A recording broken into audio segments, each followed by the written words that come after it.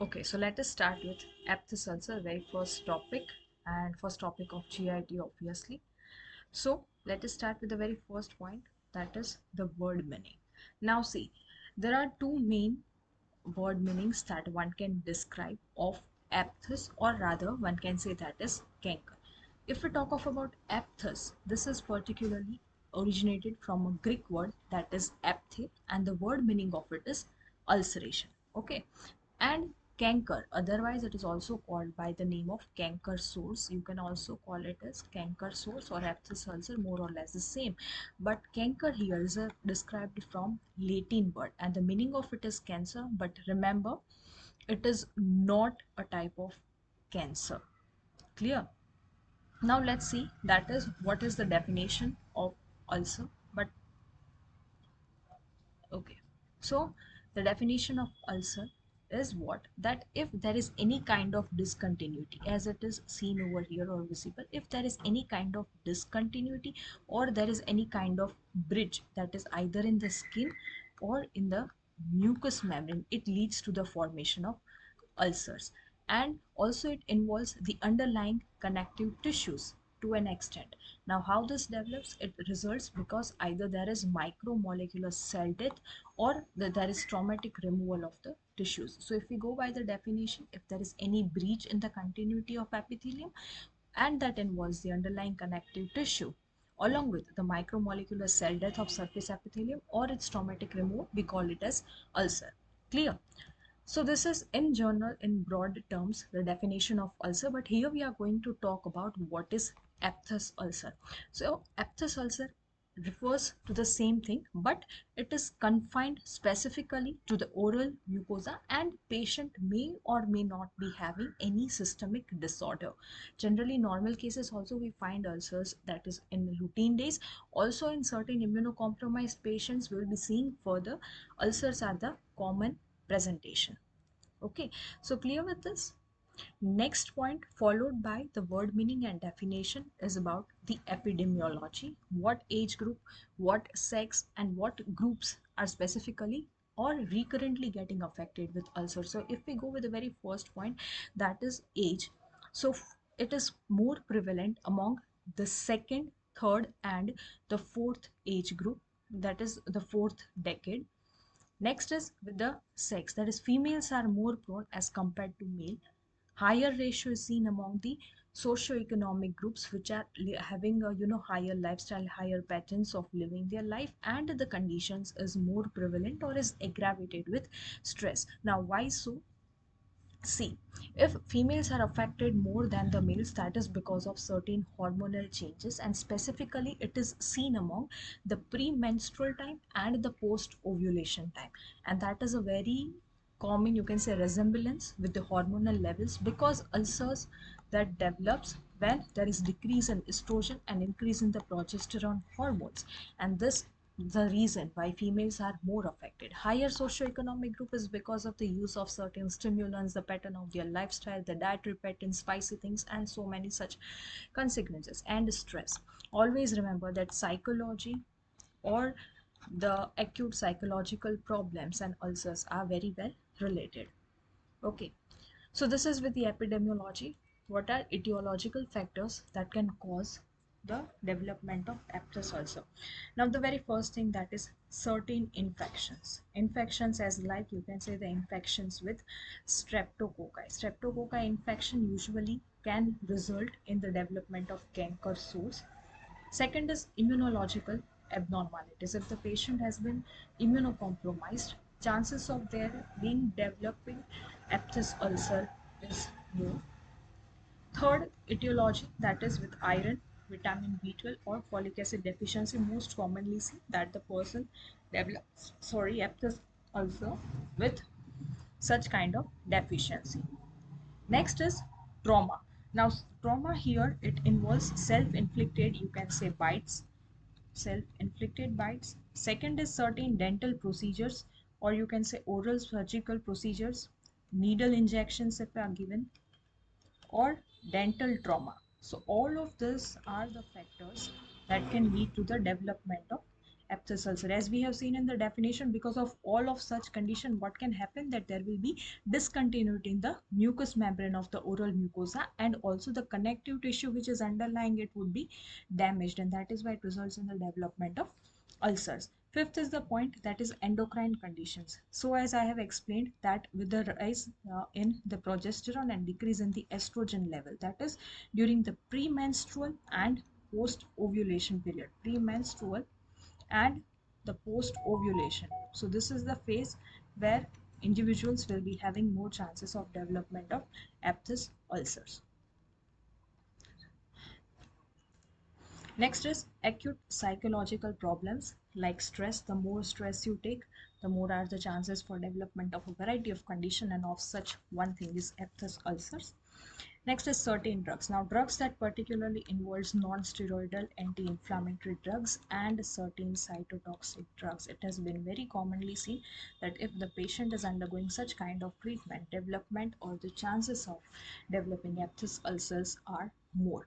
And the last is neoplasia. Neoplasia, always remember that neoplasia, it can cause, or it, if the neoplasia is present for about, say, more than, sorry, if the Aphthous ulcer, my mistake, if the Aphthous ulcer is present for about more than 3 months, one should always and immediately see to their doctor, because then it can lead to the development of neoplasia. So it is only an etiological factor if the Aphthous ulcer is remaining for more than 3 months. I hope everyone is clear. Now let's see the pathogenesis, that is how the development of Aphthous ulcer begins. Now this I have presented typically in the chart form. So how it begins? It typically begins as the round or an oval area of erythema, that is redness will be developed in that particular pinpoint. There will be central area of white ulceration. Now this hole will be developed, and centrally there will be a white portion or a white ulceration, and within 3 to 5 days it will enlarge laterally, that is it will start increasing laterally. Slowly and gradually it will become saucer shape or cup shape, that is its depth would be increased, and that is because of damage to the underlying connective tissues. And with this phase, now this was the complete phase of the development of Aphthous ulcer, and after certain time, that is after reaching this stage, the healing procedure starts on its own, and that is with the decrease in the erythematous condition, that the redness would be slowly and gradually decreases, and the ulcer heals. Okay, so this is not, everyone is not having a common idea of the types. What I have seen from my point of view, that is there are three major clinical types of Aphthous ulcer. One is called as the recurrent Aphthous minor, the very first clinical type. Now it is specifically seen where? Commonly it is seen on the non-keratinized mucosa. Now what are the non-keratinized mucosa? This is like, you can say, the buccal mucosa. Second is the buccal and lingual sulci. Also on the tongue, soft palate, and gingiva. Right, so all of this are the portions in the oral mucosa that consist of the non-keratinized mucosa. These are the common sites where the Aphthous minor or the recurrent Aphthous minor tends to develop. Usually develops, that is in the range or number 1 to 6, and the size, that is 2 to 10 millimeters in diameter.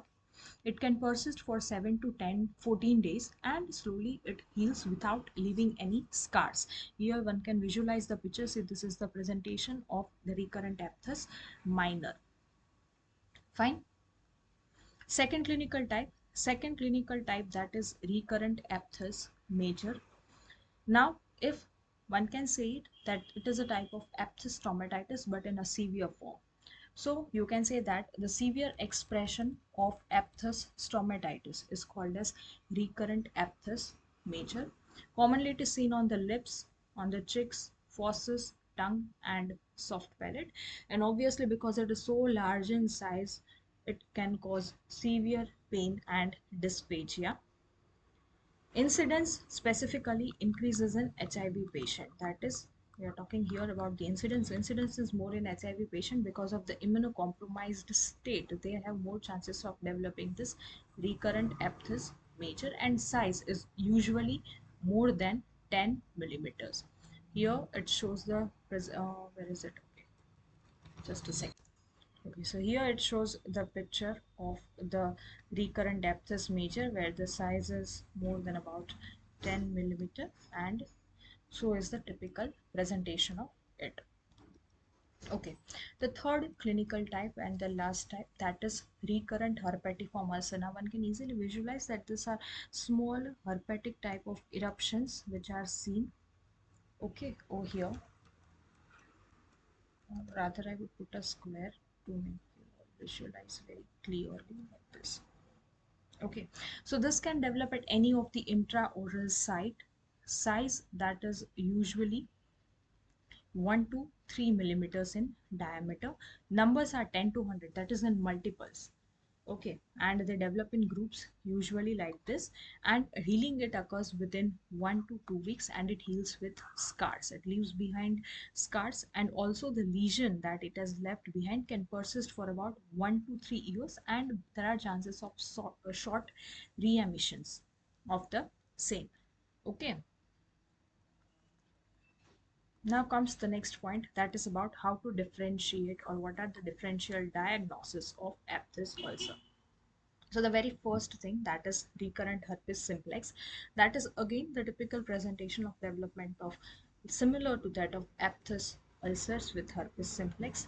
Cyclic neutropenia, what is it? It is specifically a rare condition in which there are episodes of neutrophils getting decreased, and that is the condition which one needs to differentiate. The second thing, that is erosive lichen planus, again the same condition that it develops on the skin and on the mucous membrane. And last is with the differentiating it from the squamous cell carcinoma.